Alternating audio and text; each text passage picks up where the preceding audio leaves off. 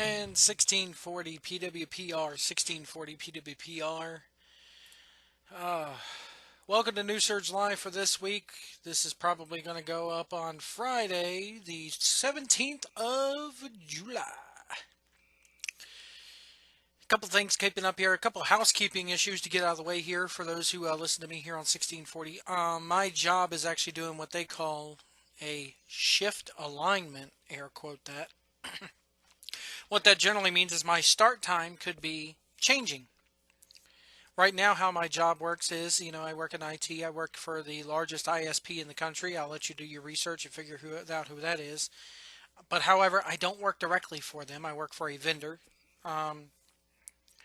Generally, how it works is my start time during the day is basically my core start time is 2:30 in the afternoon Eastern time. The company reserves the right, quote unquote, reserves the right. Got to say it all official. The company reserves the right to sway that start time from me. So, but they could sway it an hour and a half either way. So I could start as early as, 2:30. Say an hour and a half of them would be 4 o'clock. Actually, excuse me, my core start time is 2. So I could start as early as 3:30 and go till midnight. Or I can start as early as 12:30 to 7:30. Haven't never worked that much before. 12:30 to then, but haven't really had that opportunity to work that many late nights. Usually it's 2:30 to 11, 2 to 10:30, 1 to 9:30, blah blah blah. But Jeff Edwards is messaging me right now. I'm recording this on Tuesday, by the way. ROH has just ended. By the way, if you have not seen my... Sorry, if you have not seen my Raw Thoughts video, keep it up here. By the way, by the time you see this, we will be in day 5 of the campaign there. But getting back of the Resign Dixie campaign. But... as I take a drink of coffee here. Jeff Edwards got me back into drinking coffee. Thank you, Jeff. K-Cup is happy for you.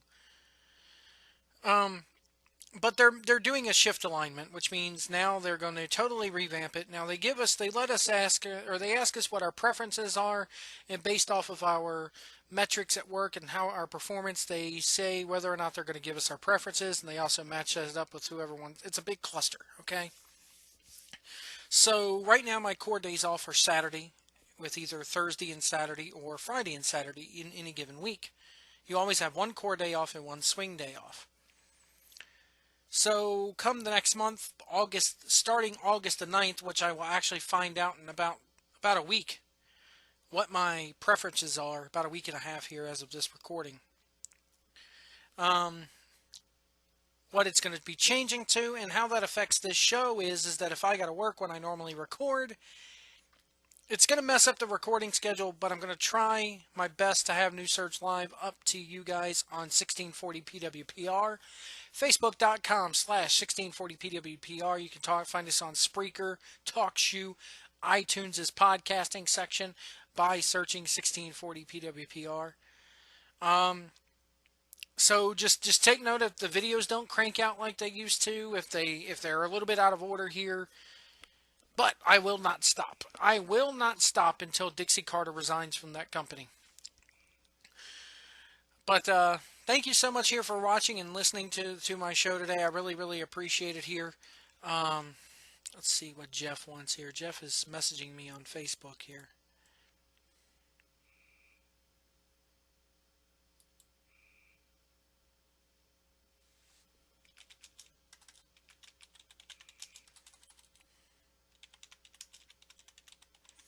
I do want to announce here, we're going to be recording actually on the 24th, I think, or the 23rd, one of those 2 days. I got to get it concrete with Jeff.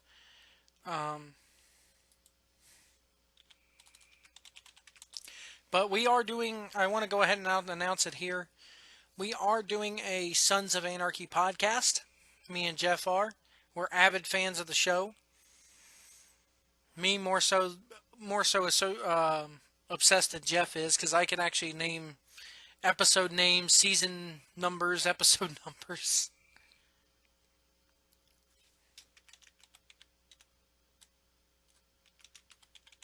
Give me one moment here.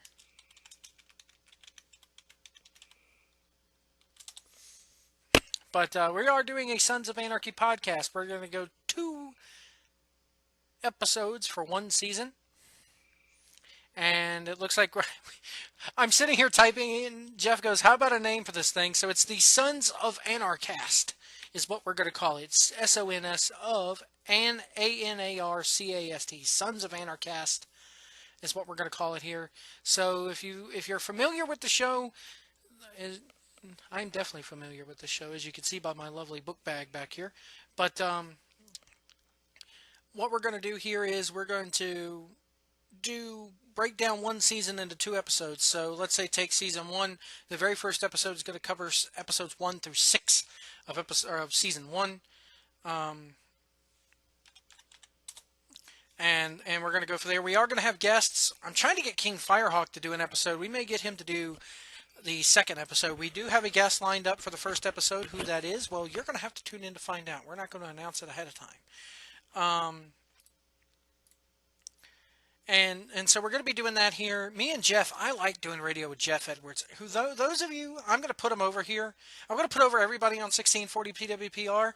But me and Jeff have been collaborating and talking the most out of everybody here on the network. And if you're not listening to Blading for Truth, you need to be. I'm halfway through this season, this episode right here. That he just put out yesterday or day before. But it's really good. It's a really good podcast. Of course, his collaboration with me, Blading for Surge, is up there. Ken Reedy, Cool Down with AC, Blind Tag, Top Rope Report, King Firehawk, of course, the El Jefe of the network, is up there. There's also rumors going around of another show debuting here in August, but whether or not that show gets on 1640 PWPR is up to our co-host and whether or not he wants to ask Pat for a spot. It's all on you. You know who you are. But anyway. I just reached 100 followers on Twitter. To all 100 of you who are following me, thank you so much.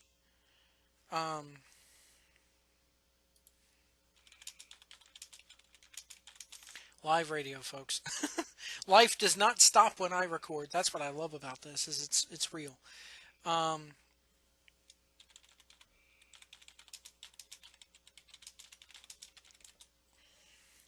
But on 100 followers on Twitter. I'd like to get to 150, 200. I'd like to be one of those power guys on Twitter that's got like thousands of followers. So please go follow me at Wrestling Truck.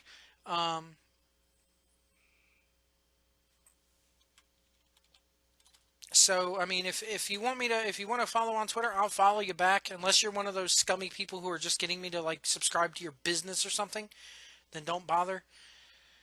But we're also, the rest of everybody else is on Twitter at 1640 PWPR is the official Twitter feed of the network here. We have a bunch of good guys on there. We don't sound like we're in soup cans either. We actually sound like we know what we're doing, folks. Ain't no blog talk radio here. You won't hear us sounding like we're over the phone. You won't hear us sounding like we're the teacher from Charlie Brown. Walk, walk, walk, walk, walk, walk, McMahon, walk, walk, walk, Indy, walk, walk, Caleb, walk, walk, Connolly. No. When I come back here, we're going to take a short break here. I know I spent the first part of this show fluffing around, but that's any podcast you listen to nowadays. Hell, go listen to Colt Cabana. The first 5 minutes of his show is hawking stuff. Gonna go ahead and play something for you here related to our network. When I come back, we're going to talk a little bit about the Raw rating for this week. Everybody's saying, oh, it dropped. It dropped. But I got something to say about that. You're listening and watching on New Search Live, 1640 PWPR, Facebook.com/1640 PWPR, NewSearchLive.com as well. We will be right back. Stay with us, folks.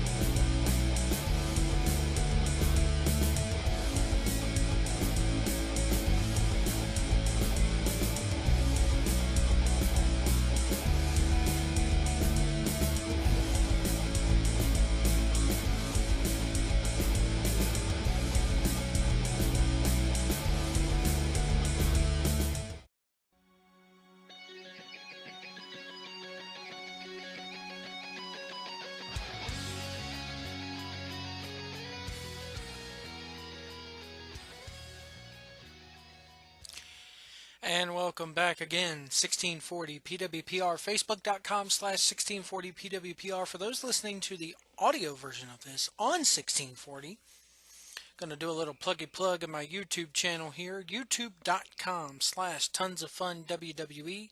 That's youtube.com/TONSOFFUNWWE. I want to talk a little bit about the Raw ratings from this week. A lot of people are saying the Raw ratings are in. They went up against the Home Run Derby, so the Raw ratings went low. Well, let's take a look at these Raw ratings, shall we? And what they are, what they mean, and the trend that I notice with these is that these dirt sheets out here, and I like listening to Meltzer. I like Mike Johnson and everybody over at PW Insider. Wade Keller sometimes gets on my nerves, but okay, whatever.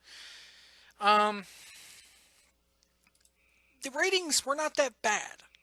They were down from last week a little bit, yeah. But not by that much. And there's an interesting trend here that I want to point out. If you go back to last week, which is the 6th, July 6th episode, it did, let me see here, make sure I got this right. Average audience, the average audience, 3,647,000. Seeing as how about a month ago, a little bit under a month ago, they were doing 4 million, an average of 4 million. Some weeks it was, well, even if you go from July or June 8th, it was 3,645,000. So they're up in a month. They're up. They peaked and valleyed a little bit, but they're up from last month at around this time, the second week of the month. If you go from June 8th to July 6th, they're up by 2,000 viewers. Okay? Not a big deal. First hour of Raw last week, July 6th, and I'll go ahead and put it up here on the screen for you.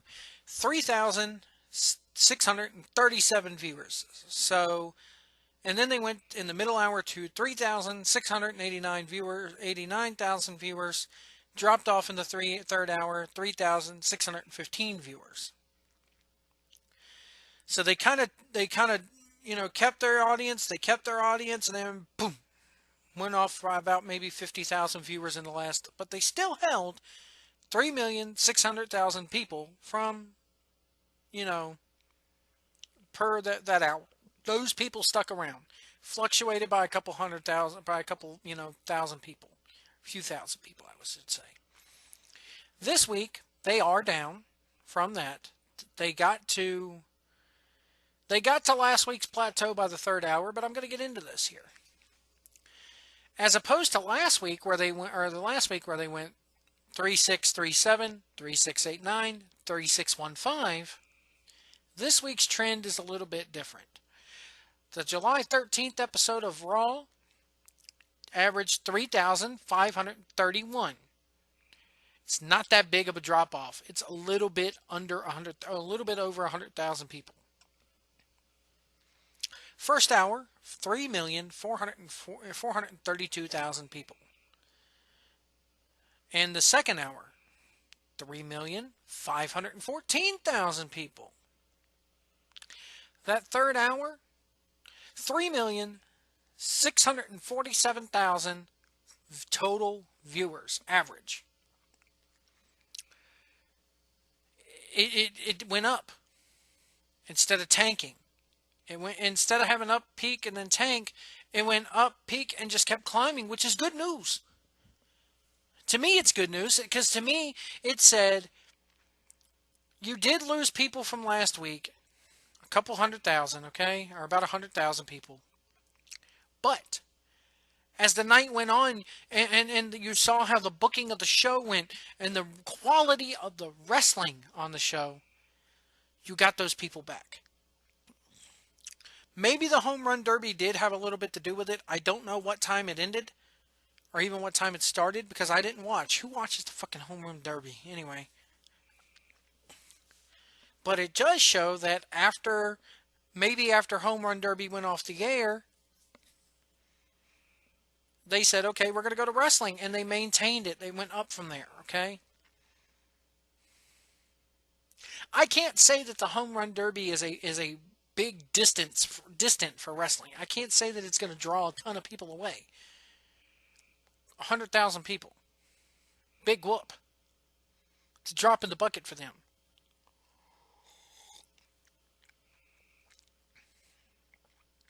You know, 3 weeks ago when they went to 3,463,000, people were losing their shit.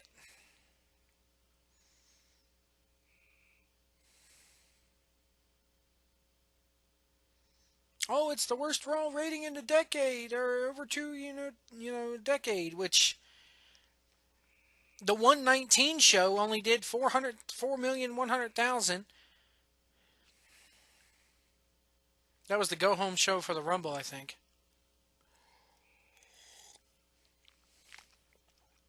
Good news here, though, is that it went up. They didn't drop it all. That's good news. They didn't gain any fans because of the Home Run Derby, but they didn't lose any fans to the Home Run Derby either. If you just talk about this week, yeah, okay, they lost 100,000 people to the Home Run Derby, okay? But how do we know that they're really going to the Home Run Derby? How do we know that people just weren't in town that night? They had to go out to eat with their family. You know, there's a lot of things there. People are going to go, well, Joe, you're starting to think like Vince. Well, you know what? When it comes to this, yeah, I'm thinking like Vince because when I look at these numbers, I'm looking going, okay, it's a little bit down from last week, but we gained in the third hour. When usually we lose in the third hour. I mean, I'll look at it, I'll go back even further, you know. And on the 29th of June, second hour, 3,544. Third hour, 3,482. They gained in the third hour on 622, because I think that may have been the lead-in for the Chamber. 3,606,000 went to 308 million, or 3,800,000. Sorry, I'm getting these numbers screwed up. It's 11 o'clock at night. But generally, we see it peak and valley. This week, we saw it kind of go up, which is good news to me. I kind of like that. I'm curious to see what it's going to be after Battleground and what they do at Battleground.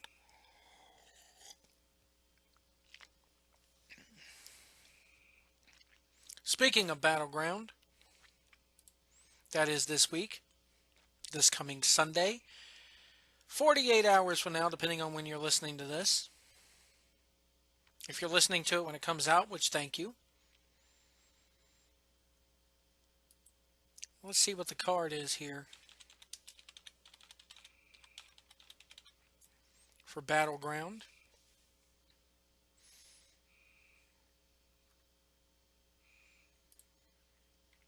Sorry, I should have been more prepared. The poster for this actually looks pretty cool with the Lesnar versus Rollins there. I like that. You're going to have R-Truth versus King Barrett in a singles match for Barrett's King of the Ring crown. Moving on. Roman Reigns versus Bray Wyatt. Their feud to me has been kind of something that you would see in a suspense novel. Or a suspense movie. You know, with the old obsession thing. And it's alright, honestly. It's okay.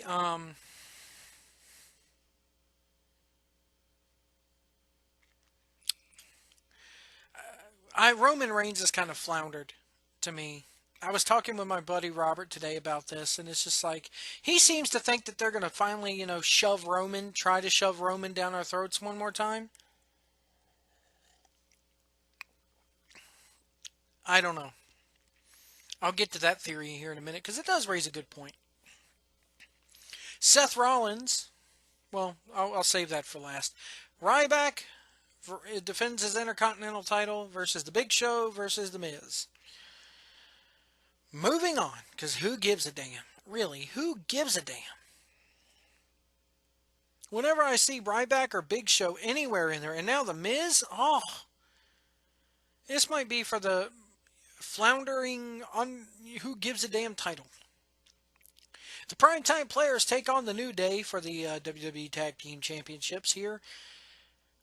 I'd like to see the Primetime Players retain. I'd like to see them break up the New Day. I'd like them to see Xavier Woods get a fucking good, decent push out of this because the man, Austin Creed, who, if you haven't seen the newest version of Up, Up, Down, Down that he did with Street Fighter 4 with Rusev playing and Damian Sandow doing commentary, it's fucking brilliant. It's funny as hell. So I would like to see, them retain there. John Cena, well, I'll get to that in a moment because I want to save him and I want to save that match and the Rollins match for last here. Randy Orton versus Sheamus. I don't know how I feel about this feud, to be honest with you. Don't know if it's kind of like, again, here's two guys that are going to have a good match, who are going to have a hard-hitting match. You're going to see the same old crap that you always see from both of them.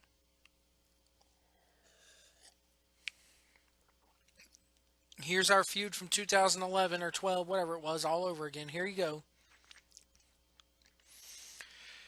John Cena versus Kevin Owens for the United States Championship. Owens does not have the NXT title, of course, going into this because it's Finn Balor.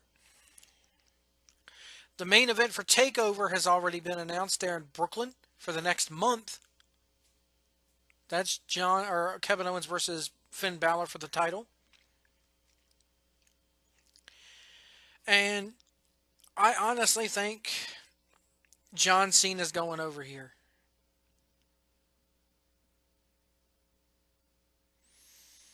I think Cena's going to go over and we're going to see Owens just hit that glass ceiling, and get pushed back. I hate it. If it were me, they could surprise me. If they surprise me, fucking great. All right. I think John Cena goes over because until, he's having these good matches or whatever, but a lot of people are saying that maybe Owens goes over because the storyline from Raw was, where John Cena keeps coming out and having these quote-unquote 4-star matches, is it going to catch up with him? Do we see some kind of injury angle here?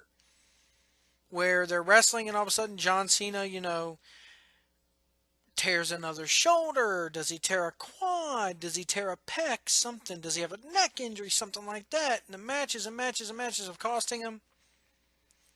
And Owens is like a shark that smells blood and gets the Duke, gets the win. John Cena disappears for a few months and then comes back as a heel More on that in a minute. People are going to go, oh Lord, he's talking about Cena turning heel again. Yeah, I am. Because he was a little bit of a prick this past Monday, and I'm not the only one that noticed it. Seth Rollins versus Brock Lesnar with Paul Heyman. The Authority cannot interfere here. J&J are out indefinitely. Kane has a broken leg, according to WWE.com, is out indefinitely. Seth Rollins must go it alone. Or does he? Versus Brock Lesnar. I honestly think you see Seth retain here.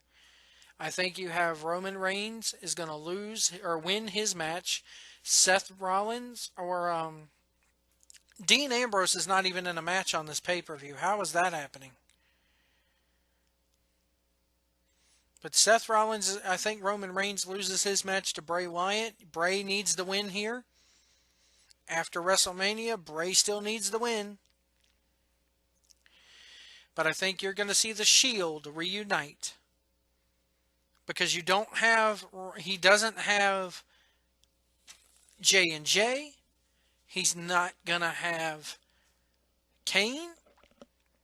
So Seth Rollins is going to sell his own convictions and go against his grain here a little bit. He's going to get Roman Reigns and Dean Ambrose back on board, and we're going to see a very nasty, very heel Shield coming out of this pay-per-view. That's my bold prediction there for this week. Excuse me. Oh man, all that coffee. For those who have an Aldi grocery store in their area, their Donut Shop Blend K-Cups, oh man, they're so good.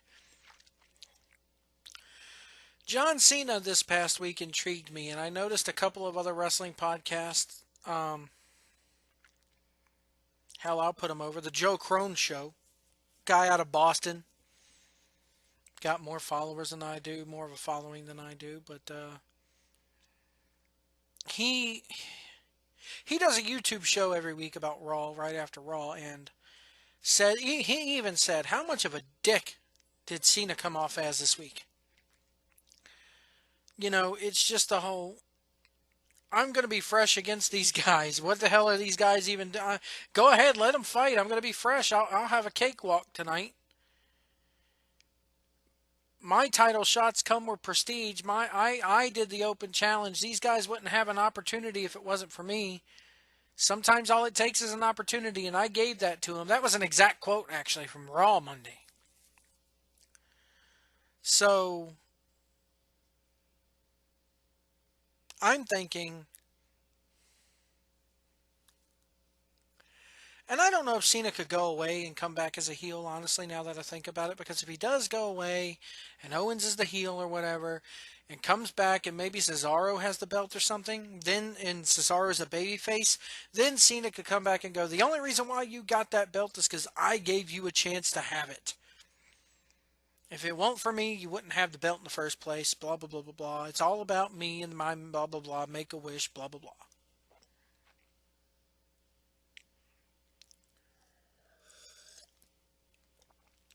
I don't know if it would work, but he just came off as such an arrogant prick. And if you were in the 80s or in the 70s and it was the NWA, people would be sitting there going, God, listen to this arrogant bastard. It's all about you? You gave him a shot? You're taking credit for the fact that this triple threat match is even taking place? How dare you? Undermine what's going on in that ring right there and put it on you. That's a heel right there, guys. And unintentionally. And it wasn't poopy Cena. I have to give him credit. It was brilliantly done. If it wasn't made to come off as a heel, he did a damn good job of turning himself heel. To me, that's a heel move. That's a dick move. And the whole deal of, I got to go get ready. And he does the little shadow boxes. Yet the whole time he's been saying what a cakewalk it is, but then he arrogantly goes over and does the shadow boxing in the corner. I loved it. I'm like, oh my God, you're no different. You're a prick. And then he sits back down. Oh, false alarm. Never mind. Whew, I'm safe now. They're going to wear them out, themselves out some more. That was brilliant. Oh, I ate it up.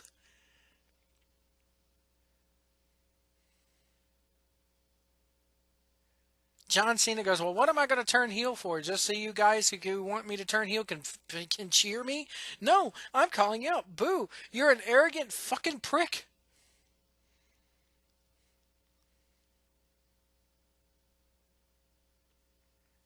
You acted like an arrogant prick, John Cena, and I liked it. It made me want to kind of boo you, dude. Who the fuck do you think you are? You know? As a wrestling journalist, however, or as a wrestling podcaster, I should say, and somebody who, knows a little bit about the way the business kind of works, yeah, I'm going to cheer for you because I've always cheered the bad guys. I'm one of those guys out there who was a Warrior fan, not a Hogan fan.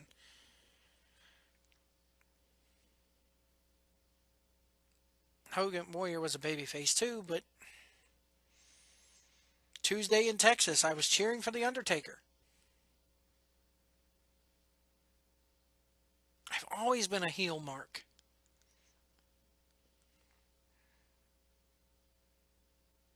But Cena was just so arrogant and so much of a prick and just talking over and over and over about my title reign is better because I give prestige to this title. I'm making this. It's, as I said in my Raw thoughts, it's right out of Ring of Honor. His talking, what makes him any different than Jay Lethal? In the way Jay Lethal was hyping it up in his match with Jay Briscoe. I'm bringing prestige back to the ROH World Television title.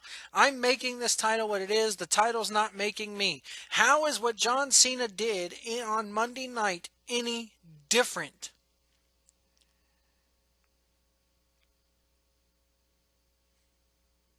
Besides the fact that he didn't go out there and go, yeah, and even still, he goes, the world title is the world title. Not everybody could fight for that, but I'm giving everybody an opportunity to try for this. And I'm just sitting there going, you're a fucking prick.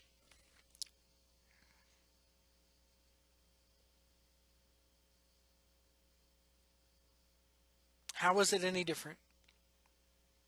You're basically telling people, okay, yeah, they could go off and fight for that world belt, but my talent, my challenge is where it's at every week. Basically coming out there and sticking it right to the face of the IWC and the YWC, that's YouTube wrestling community, going, yeah, I'm putting people over.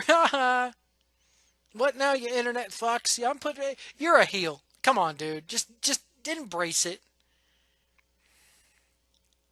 The writing staff and Vince McMahon need to embrace it too.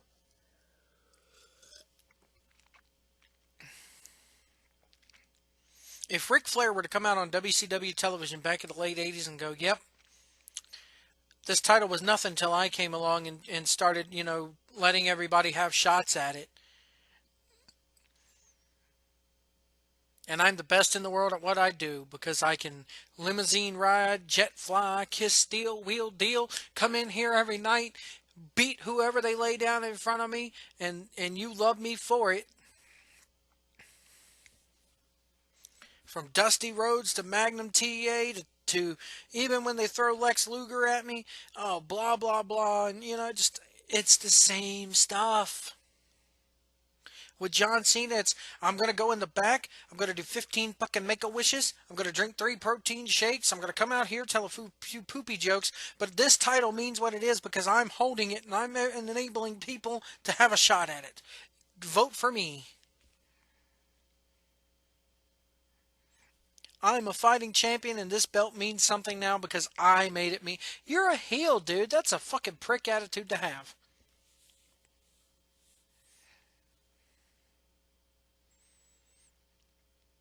I don't know what they do on Sunday with John Cena and Kevin Owens, to be honest with you, and I don't know what they're going to do with Brock Lesnar and Seth Rollins.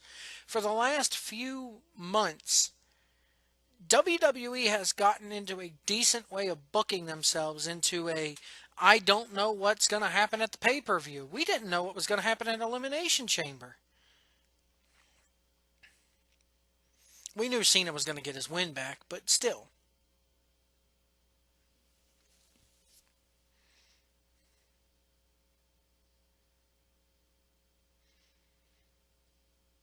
I just think that, the top matches on this show, and I would love to see them put, instead of that damn.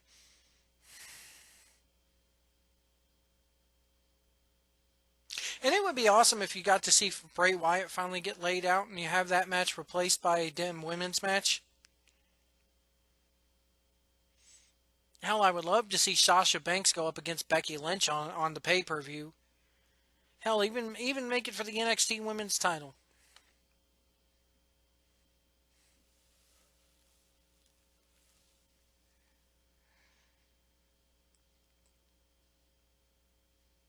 I think the Raw Truth versus Barrett match should be on the pre-show, but anyway, that's my Battleground prediction. That's my rant on John Cena being heel. When we come back, I'm recording this segment here without watching TNA. I want to go ahead and watch TNA and everything, and come back on my TNA and Ring of Honor thoughts.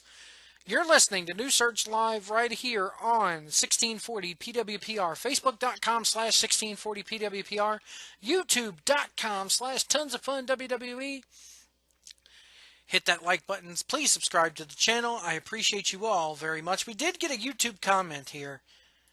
I got a comment on one of my videos.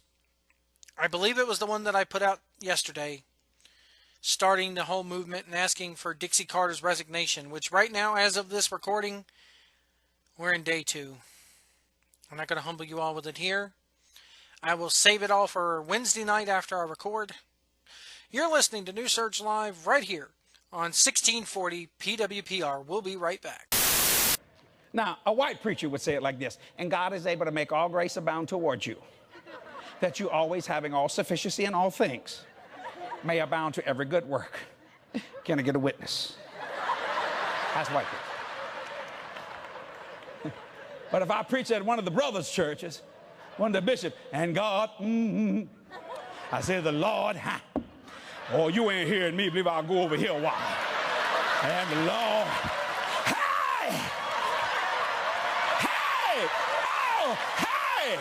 and God is able. And God is able. And buddy, wow, she just takes off. Look at the white people. And God is able. It's called hooping. And God is able. I said, the Lord, I said, is able. He's going to make it great. Oh, Lord. Woo! Woo! Then you get your lean going. Oh, baby. Got my lean going. I'm not get funny. Hang on. But God is able. I know some of the brothers say, come over here and do it over here. Okay. God is able. Look at the white man don't know what to do. The white guy. I went like this, he goes.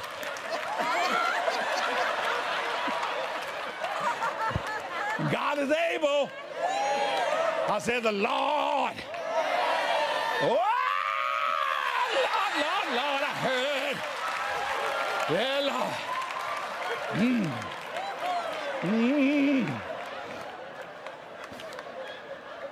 See, I was raised with black people. I really was raised crazy. I was raised with black people and Italians. And you didn't live long in our neighborhood. But God is able to make all grace abound, Lord, toward you.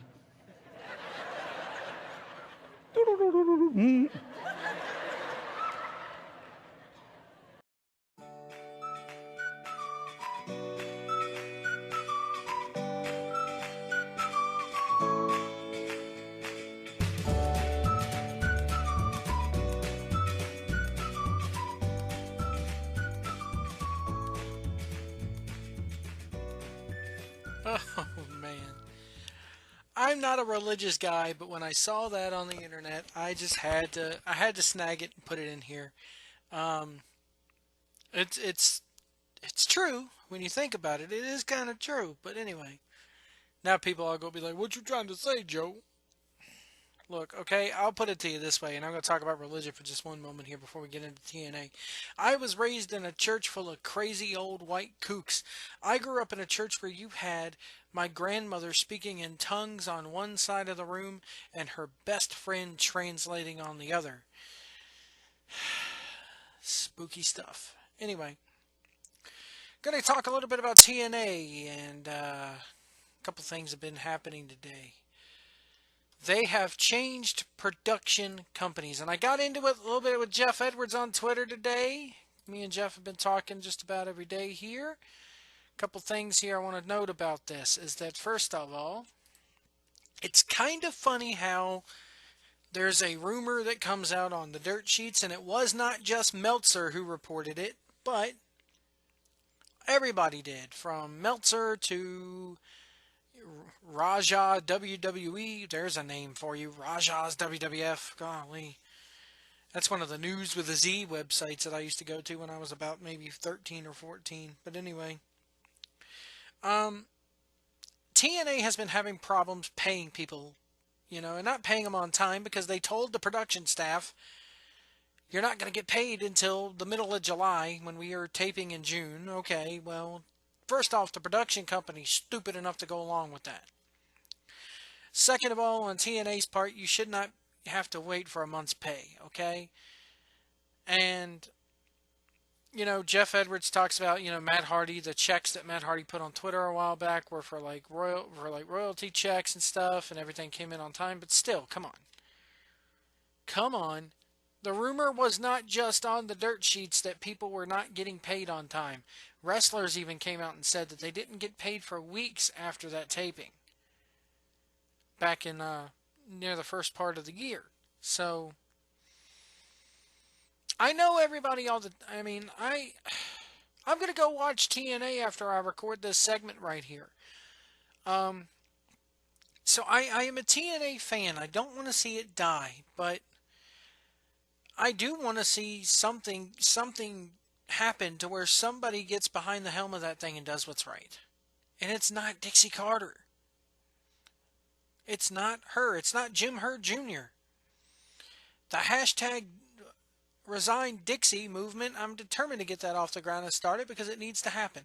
I put out a YouTube video earlier about this I put it out on Wednesday, which I should not have done, and I took it down about halfway through the day because I realized it was really mean-spirited, and it was kind of everything that Jeff Edwards was preaching against on his Blading for Truth episode. So I didn't want to do that.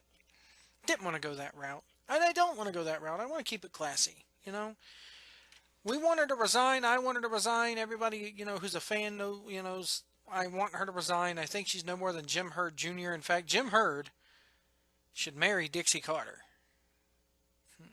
Anyway, go open up a Pizza Hut together or something. But in reading today, TNA has now... So after the production company, they said, okay, we're going to pay the production company on, I think it was July 15th, because that's when we want them to be paid. Because we've got a fear of them not coming back. Okay? And how ironic is it that as I'm recording this, which is July 15th, they make a... Give me one moment here. They make a production update. They get a whole new production staff. How ironic is that? Something smells fishy here. TNA partners with and this is the press release, industry leader to enhance broadcast and live event production.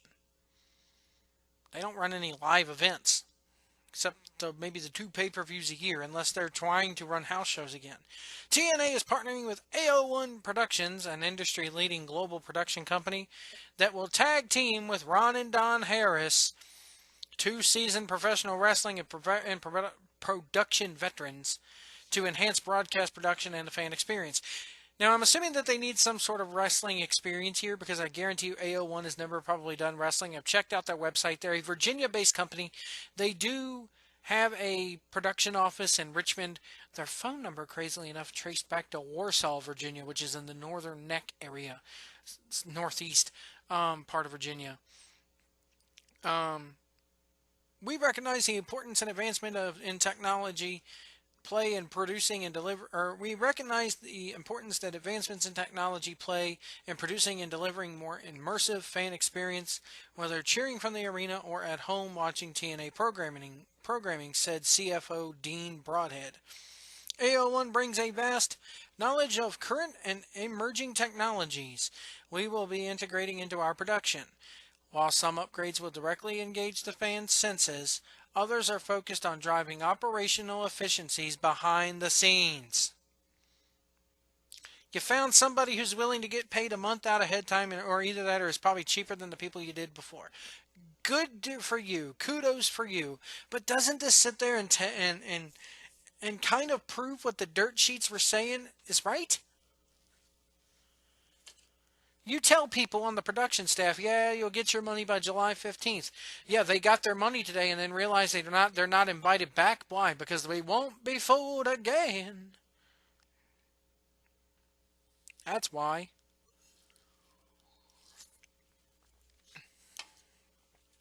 AO1 Productions, a Virginia-based, which is where I'm from. I'm from Virginia. I looked at them. I never heard of these guys. Their website's pretty cool, though.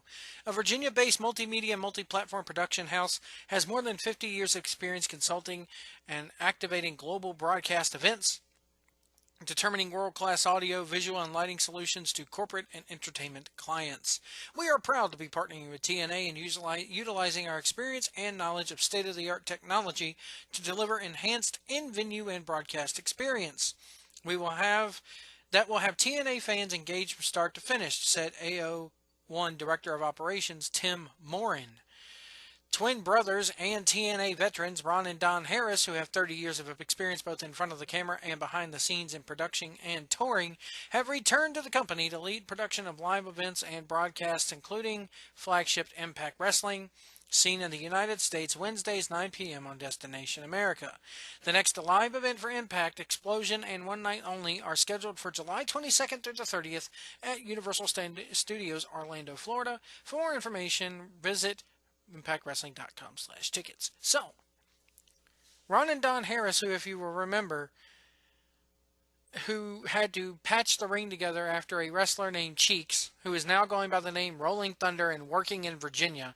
The guy's freaking huge, has to use a chair to get in the ring if there's no steps, even if it's a pup ring laying on the floor. I've seen him wrestle a couple of times. He's one big mother humper, let me tell you.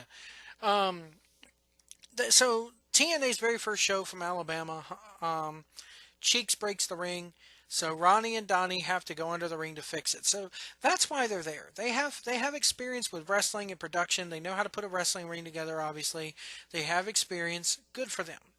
And from what Jeff Edwards has told me, they've been there for quite a while now, helping out. So, what does this say about TNA and their business practices? Well, it proves that they probably found someone cheaper, and probably, or either that or probably someone that has no problem getting paid a month out for work you do today. The old I'll pay you up tomorrow for a hamburger today kind of analogy. And it just tells you right there, the CEO of the company, or CFO of the company tells you, while some upgrades will directly engage the fan senses, others are focused on driving operational efficiencies behind the scenes.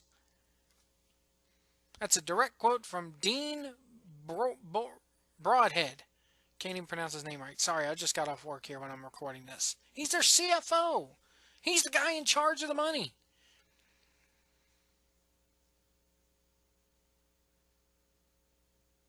Maybe they're doing this in order to make sure that they could pay the production staff on time. Maybe it's cheaper and that they don't have to do this. Or maybe they could pay this production company ahead of time. Why couldn't you do the other ones ahead of time? We'll never know. We'll never know the exact contract here. I don't know what's going on. Doesn't spell good. And then, about maybe 8 hours later, lightning gets struck again. And lightning strikes again And now I read here, when did they post this? Here on PW Insiders reporting it. And the PW Insider is pretty reputable, okay? They're not like, Meltzer, who makes false claims and then backs down on them. They do that sometimes, but then they own up to it and tell you straight up, look, we fucked up, we're sorry. Potential legal issue leads to TNA dropping Impact Wrestler and may cause causes massive change to Impact Wrestling TV series. An issue between TNA and Lucha Underground has led to a number of planned TNA segments being pulled from upcoming episodes of Impact, storylines being dropped, and one recent TNA signing being dropped from the company altogether.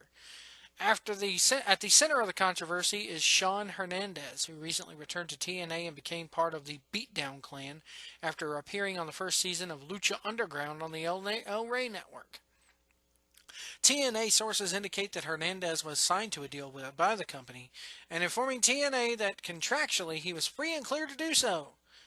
After Hernandez made appearances at TNA TV tapings, Lucha Underground approached TNA and informed them that contractually Hernandez was still their talent and signed to a TV series, and that he was not released from his obligations to Lucha Underground. Therefore, he could not legally appear on TNA broadcasts. As you might imagine, this put TNA into a legally actionable position where they could be sued, with Impact Wrestling already being pre-filmed well in advance as well. It put the company into a terrible situation where there are storylines involving Hernandez, which were worked out well in advance, were now useless because they can't air it. Mike Johnson goes, I am told TNA management attempted to work everything out in an agreement with Lucha Underground that would allow the existing footage to be used, including offering to pay Underground for Hernandez's appearance. Lucha Underground turned down all those attempts, given that the producers of the Lucha series come from a film and TV background. That's not surprising. Okay? Lucha's not a wrestling promotion, guys. They're a TV promotion, okay? They're a TV show. They're not backed by Jim Herd Jr. They're backed by people who know the television business and know how to get ratings and know contracts. They're smart people. It's Mark Burnett, the creator of Survivor, for crying out loud. Since TNA cannot use the footage, the decision was made to pull anything involving BDC. And as of today, all the current Beatdown Club storylines are completed and done, as it would be impossible to edit around Hernandez.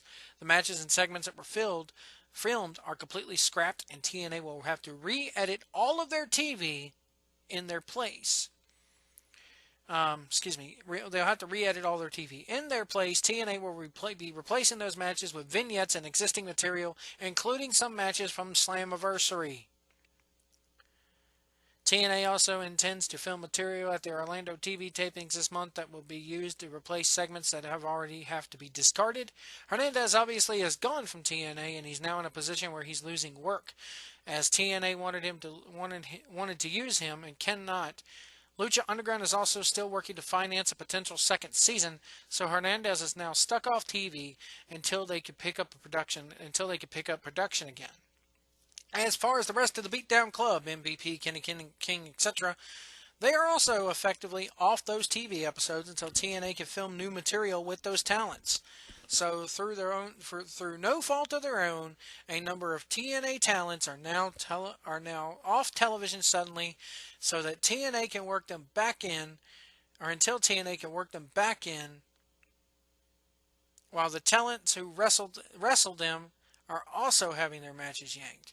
That hurts no one but the talents involved, all of whom were just doing their job. Obviously, the TNA editing team here, it says, has their work ahead of them. Fast forward here to the rest of the day, I was actually looking on Facebook, and Kevin Kleinrock, the guy who worked at Big Vision Entertainment, he was behind WSX and everything. He had some light to shed about this issue here. Let me see if I can find it. I just had it up here.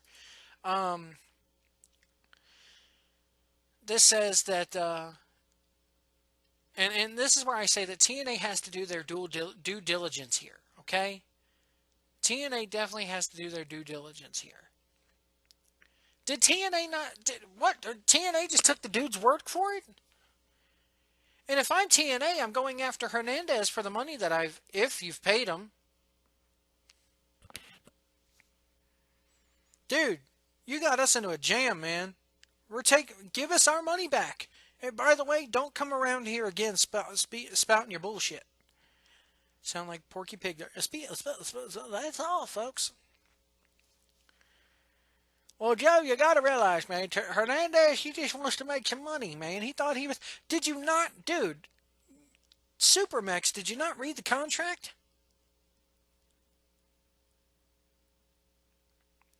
Kevin Kleinreich posted the PW Insider article on his Facebook page and had this to say. Unless no one in TNA reads the internet, they would have potentially read about how restrictive the Lucha Underground contracts were.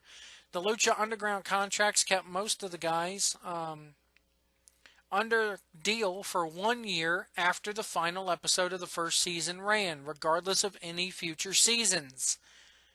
Not sure Hernandez's deal, but those contracted workers are not going anywhere anytime soon. Plus, I'm still hoping that they do a season 2, he says, because the show kicks ass. I agree. So,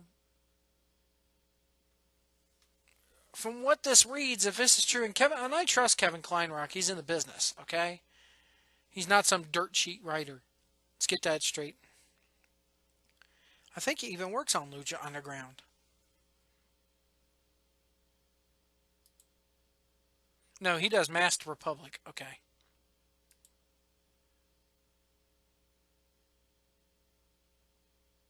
So, basically what this is saying is people like Johnny Mundo, Mil Muertes, hell, even the damn Dario Quinte, whatever his damn name is,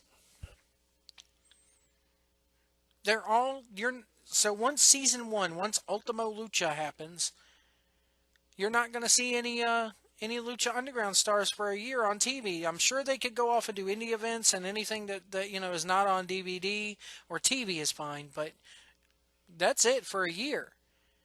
So if the season, and I kind of feel that's kind of a shitty deal in my opinion, because if I'm John Morrison, Johnny Mundo, and I know that maybe, okay, let's say Lucha does not get picked up for a second season, which would be really, really really, really heartbreaking. You're out of work for a year pretty much, man. You can't go to TNA, who would scoop you up. You can't go back to WWE. Did TNA not do their due diligence before all this and go, that's all well and good, but can we see a copy of your Lucha Underground contract, or can we at least have time to contact El Rey and the people over at Mark Burnett Productions or whatever and find out if you're really going to let go? We haven't used anybody else from Lucha Underground. Why are you all of a sudden coming to us and saying, hey, I can work with you guys? Did you not smell the shit in the water, TNA, with that one? It just goes back to what I've been saying all along, is that their business is that they don't know how to run a business. They don't have any inclination on how to run a wrestling business. It all goes back to one lady, one person, one head at the table, and that's Dixie Carter. It all goes back to Jim Herd Jr. Going to take a break here. When we come back, I am going to go ahead and review TNA Impact. And I'm also going to review Lucha Underground here. You're listening to New Search Live on 1640 PWPR. Facebook.com/1640 PWPR. YouTube.com/tons of fun WWE. Check out the 1640 on Spreaker, iTunes, TalkShoe. We're everywhere, man.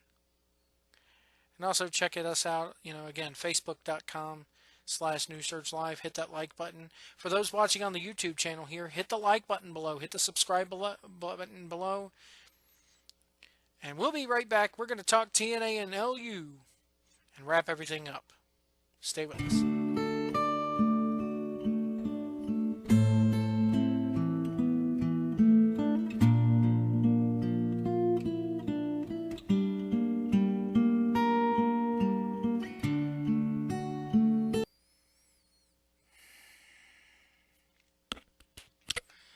This right here pains me.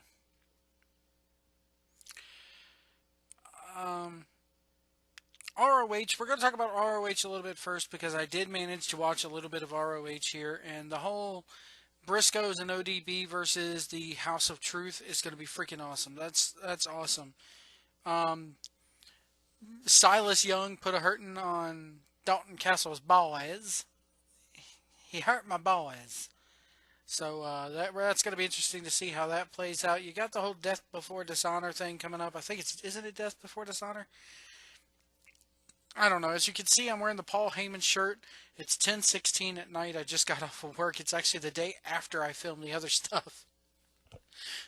It took me 3 days to record an hour and some odd long show. This is the life I lead. Anyway, Ring of Honor, awesome as always. Really good. The only thing I could say about Ring of Honor is, and this, I know that they taped it a while back, but get a decent canvas for your ring. And I said this for the Best in the World review too. It doesn't look good when you're on national TV and you got right in the middle of your ring a big black piece of tape in there patching, or a patch that you can clearly see where the ring canvas has been patched up. I like the black canvas that you do with the red everything and the black. I like that because my two favorite colors are red and black. So it's only natural that I'd be attracted to that. But anyway,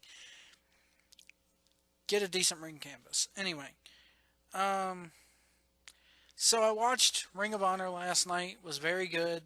I'm looking forward to watching and seeing what the whole interaction is between ODB and uh, and Truth Martini. Bringing management back. We're finally going to see the little scummy worm get his hands on, get his hands laid upon. It's really great. Good stuff. Telling a story. Unlike TNA. Well, TNA does storytelling. I'll take it. They tell stories. So it opens with a look back at last week. By the way, hashtag resign Dixie. Anyway, uh, people are going, man, if he gets this thing going, it's going to be the greatest thing ever. But I think we can get it going. So use it on Twitter. Hashtag resign Dixie. So we go to the ring. Dixie Carter's in the ring, surrounded by, well, according to this report here, what's left of the TNA roster, which I couldn't agree more. Shark Boy was around the ring. Shark Boy. He still had his mask on, Russo. Anyway. Shark Boy was around the ring. They panned over. You could see MVP in certain spots. Of course, they can't show Hernandez. I wonder why. So then Dixie gets in the ring and cuts a very heartfelt, promo, crying again as she is in my other video. She's always crying, with the crow's feet and the wrinkles in her face and her little mop haircut. I failed all of you, whatever. Here's, brings out Bully Ray. Bully Ray is the law, as they've called him. He's the new commissioner role. Gets in there, talks about, oh, this is weird. You put a woman through a table and break her back. Sorry, you're welcome to all of you who just yawned as a result of that. It does happen. Um, so Bully Ray's the new authority figure. God, really? Couldn't they have gotten somebody who is not going to end up wrestling down the line? Because we all know that's what that's coming to at um, their next pay-per-view. What is it? Victory, or not Victory Road, Bound for Glory in October, which oddly enough you have not heard a thing about. Last year at this time we already knew it was happening over in Zero One's ring in Japan, and this year nothing. At least I haven't heard anything. I'm curious to see if anybody else has found out if it's going to be held out outside of Orlando, outside of the Impact Zone. So it was an okay opening segment. It was there. It served its purpose. Dixie actually was okay as an actor. Bully Ray was good. Putting up the whole New York. I'm from I'm from New York, I do things the hard way, whatever. Anyway, it was good. Then we go right into the number one contenders battle royal. And I will say, there is only one person on that roster that has to be thankful for Hernandez not being able to be shown on TV. One guy who got more screen time than he has in quite a long time. A man whose gimmick I don't get, but he looks interesting. Crazy Steve. Crazy Steve got a lot. Crazy Steve, you need to send Hernandez a thank you letter.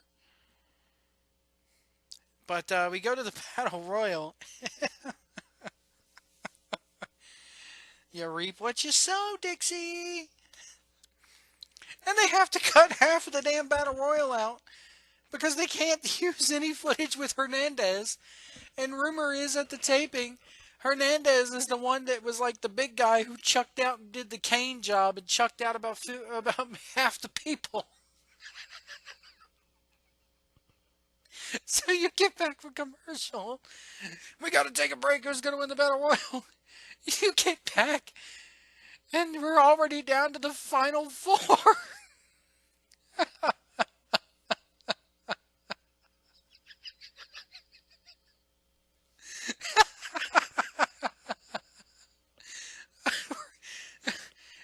Can you imagine that? We're going to have a Royal Rumble. Here's the commercial break. Oh, number 28 just got eliminated, and here comes 30 entering. Oh, shit. Thank you, Hernandez. Oh, shit. Best Battle Royal ever. Anyway, they have the Battle Royal, and I gotta clean my glasses off again. I know those of you who are listening to the audio version, you're always like, why are you hearing spray bottles in the background? It's because I gotta clean these glasses off. You look at computer screens all day, they get a little dirty. Dusty and stuff like that. But, Drew Galloway wins the Battle Royal. And I'll get into this later, why this Battle Royal at the end of the day made no sense whatsoever. Because the booking and the writing on this show, the writing, Lagana, Corgan, Dixie, are you listening to me? And people go, well, Joe Dixie doesn't write the show. No, but she has to approve everything. The buck stops with Dixie Carter.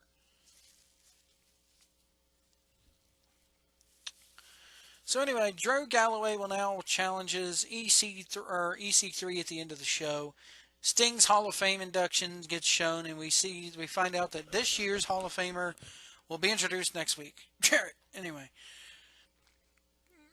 Okay. Here is the funny thing about this. During the Battle Royal, you hear Josh Matthews say, this is Josh Matthews and the Pope here at ringside. Go back and watch. We're here at ringside, folks.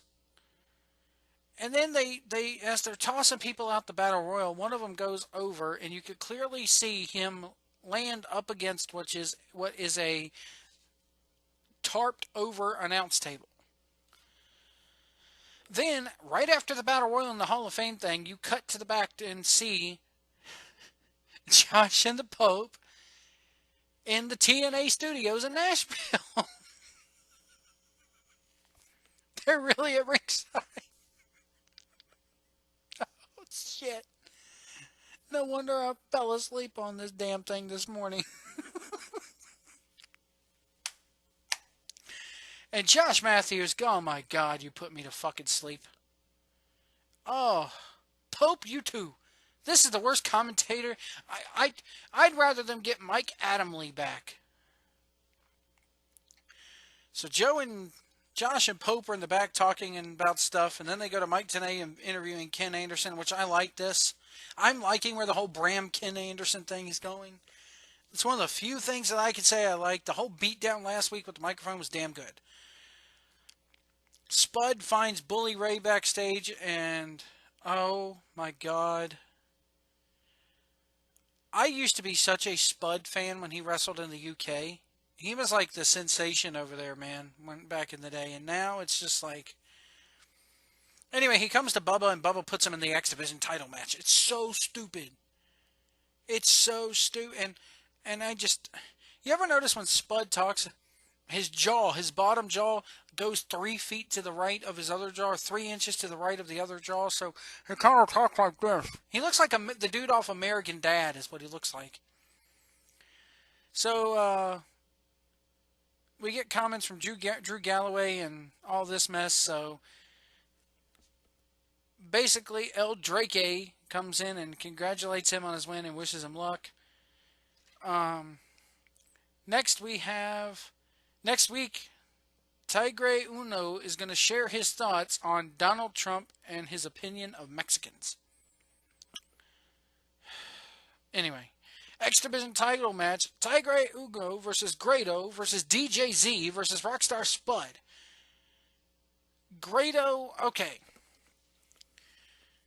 This match made me go, okay, so we got a luchador, a flamboyant Brit in a bow tie, a guy who can actually work, but he's been through so much shit and knows he won't get picked up anywhere else, so now he's pretending to be a DJ. And Tigre Una, and then we got Grado, who's the fat guy from, was he Wales or Ireland or whatever? This was like the comedy geek match, because it was just like, oh my god, what's happened to my X Division? What's happened to my X Division? This is what we've come to. Out of this match, it's so, oh my god, it was so stupid. The whole thing was just, it wasn't funny, it wasn't laughable, it wasn't amusing, it wasn't entertaining. You sat there scratching your head the whole time going, this is what we've come to now when it comes to that X Division. Grado, I like a little bit. I thought his spots were rubbing his belly and his ass and everything and just belly bumping people was okay. It's not something you see every day in wrestling, so it was good. It's good to see something a little bit refreshing, but it's just, he does not belong in the X Division. Well, Joe, it's about no limits. Sorry, but that's not my X Division.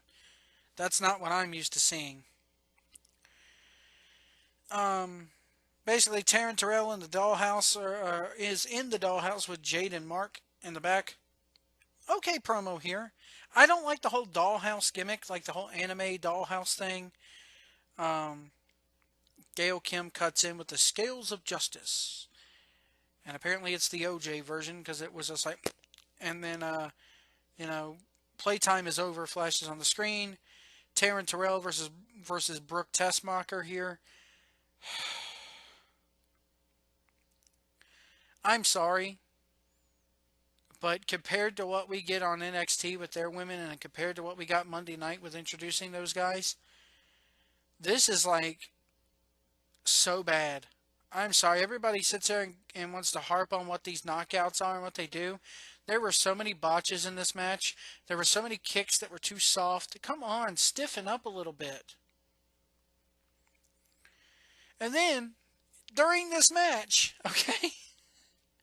During this match, Josh Matthews, you make me laugh. The lights go out. We've seen that John, okay, so we've seen that they are not at ringside like they said they are. They are now in Nashville looking at monitors, standing up, looking in a completely different location, okay? And people are going to go, well, maybe they were backstage. No, who the fuck are you fooling? Not when you came out the very first time they were on Destination America and said, we're here in Nashville. So they're there in Nashville, and the lights go out, and you hear him go, oh my God, the lights went out. Oh, did we lose our monitors too? Yep, we lost our monitors. Here we go. They're acting like they're still in the building.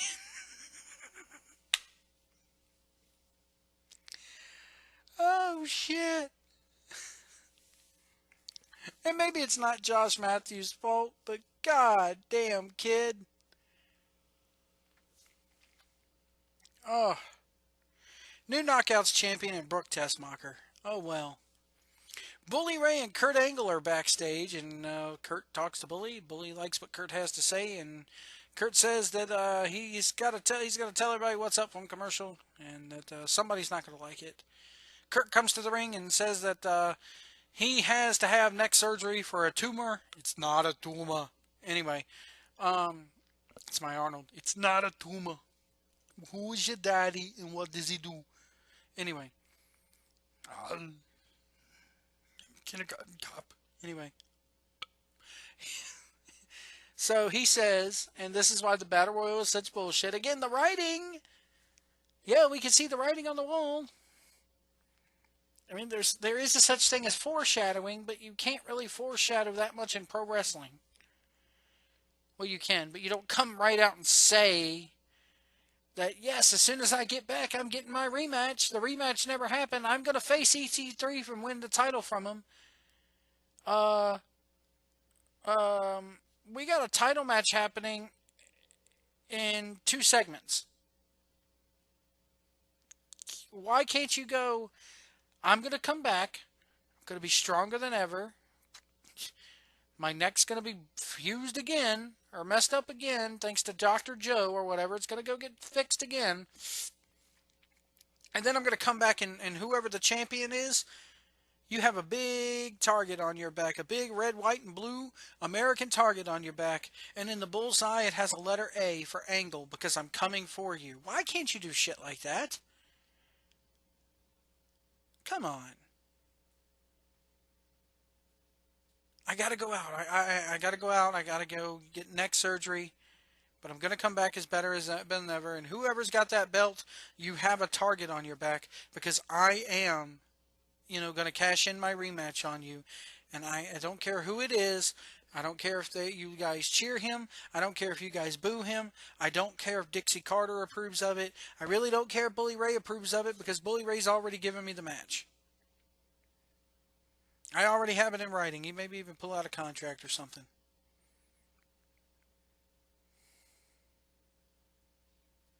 James Storm versus Magnus match at Slammiversary. That replaced a segment that was filmed because it had to be fucking done for Hernandez's sake. So now you put on a pay-per-view, and 2 weeks after the pay-per-view, you're giving a match away from the pay-per-view because you fucked up. Hashtag resign Dixie.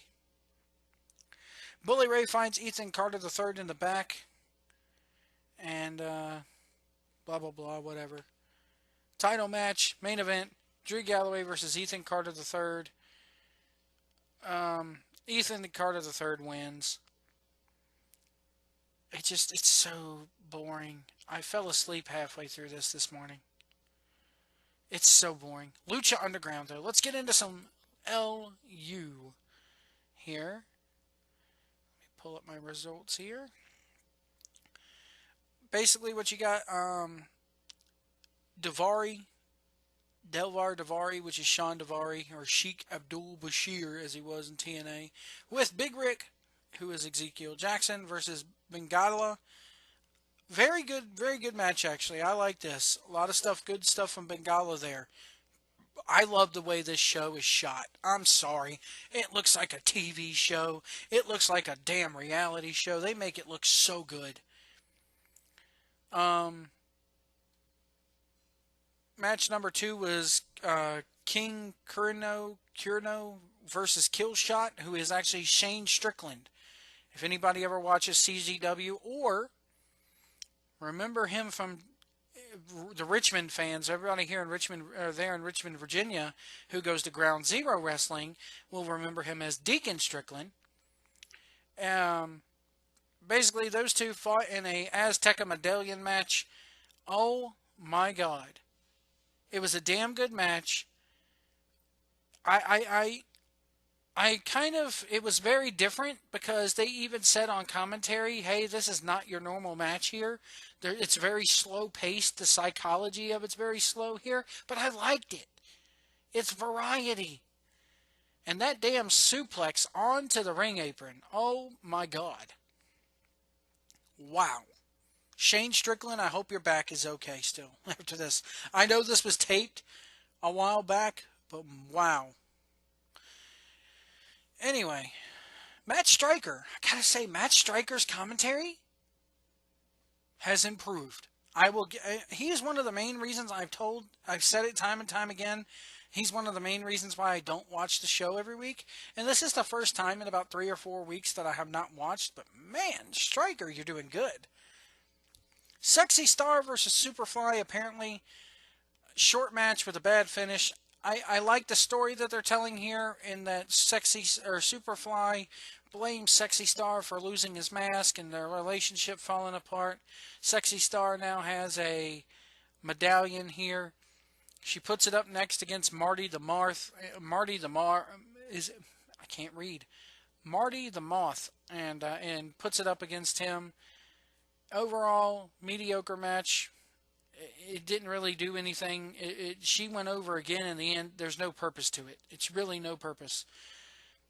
So Sexy Star comes in there, and those are your matches. Basically, Vampiro and Pentagon Jr., they are going to fight at Ultimo Lucha, and that segment was amazing from Vampiro. I was not a big Vampiro fan in WCW, but dude looks straight out awesome. Um, they're trying to start an angle in LU, according to this report here, where Sexy Star is able to challenge for the male belts as she's defeated so many of them. I hope, I agree with the writer who wrote up this report. I kind of hope it works. I like Sexy Star. Um, Basically, the angle at the end where you had the face off with what's his name, Dario Cueto, whatever Quaalude, whatever his name is, Mr. Quaalude. I'll call him Quaaludes. Does anybody use Quaaludes anymore? Yeah, that's a dated reference, but uh, Dildo Quaalude came out there, who's an actor, and was like, "I want to," and he's actually very good in his role. I'll put old Dildo Quaalude over here. Dildo Quaalude is actually very good. Okay, um, he's good for an actor. He gets his role. He gets into the role. You know, I don't want to wait. I'm rich. I don't have to. Kind of playing the Scarface. I'm Tony Montana, and I don't have to wait for these guys, Chico. You listen to me. The world is ours. If I want something, I take it now. I say, very very good. Very very good stuff there. How do you like my Pacino? Anyway, my name is Tony Montana. I'm a political refugee from out of Cuba. But my name is Dildo Quaalude. A couple Quaaludes should be mine in the morning.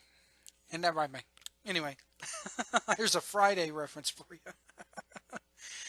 I like the whole angle with them putting Conan, who now looks old as hell. Conan looks like the old guy in the damn Mexican neighborhood that works on everybody's car, but he's there with the pimp cane and hitting the disciples of death and oh man, what's her name? Anyway, I like the whole deal with the coffin at the end, putting him in the coffin. I like the whole idea of them holding, Mil Muertes holding back Puma, making Puma watch it, all this good stuff. I like the fact that they came in on their own, and I like the fact that that the Dildo Quaalude looked at the girl and was like, "You gotta go in the back, man. Hey, go in the back. I tell you, go in the back. You can't be out here, man." And it was very good stuff. Very, very good stuff. Very good close to the show. I can't wait to see what happens next week. These medallions. When I see these medallions in the different colors, I'm like, are they playing Mexican Power Rangers here with the wrestlers? What do these do? I mean, do we really need to weave magic into pro wrestling? But then again, we have Undertaker coming back. Anyway, that's your Wednesday night war coverage for me. Very good stuff. That episode of Lucha Underground was so awesome. I give it a 5 out of 5 in my opinion. It was really, well, maybe not 5 out of 5 because there were some things I would change, but not, well, actually, there's not really. I mean, I wouldn't have had the second Sexy Star match with Marty the Moth. I wouldn't have that. And I probably would have given the Shane Strickland match more time, but anyway. Um, 4 out of 5. Very good stuff. TNA this week. Oh my God. I can't do that another week. I know I'm a podcaster and I'm supposed to review this show, but I can't. NXT news. The pre-sale hit yesterday, or 2 days ago as you're going to put this out here. It hit Wednesday. the Amex pre-sale, the American Express Amex pre-sale. For those who are apparently, if you the only way you can get on this is if you have an American Express card, and if you put your ticket purchases on the American Express card.